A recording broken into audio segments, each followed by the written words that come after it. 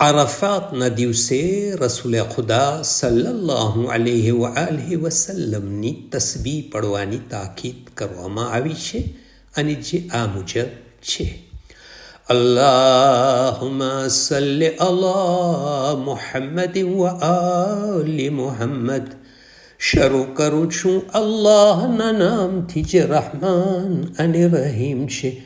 પાક છે તે અલ્લાહ કે જેનું અર્શ આસમાનમાં છે.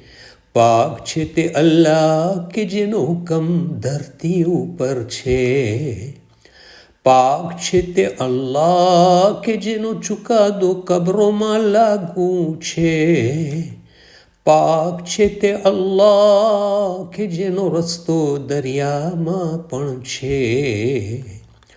પાક છે તે અલ્લાહ કે જેની હુકુમત જહન્નમ ઉપર પણ છે.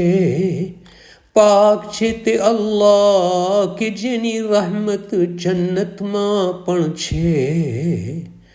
પાક છે તે અલ્લાહ કે જેનો ઇન્સાફ કયામતના દિવસે છે.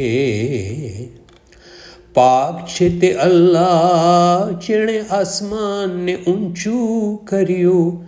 પાક છે તે અલ્લાહ કે જેણે ધરતીને પાથરી છે. પાક છે તે અલ્લાહ કે જેનાથી બચવા માટે તેના સિવાય કોઈ પનાહ કે છુટકારો નથી.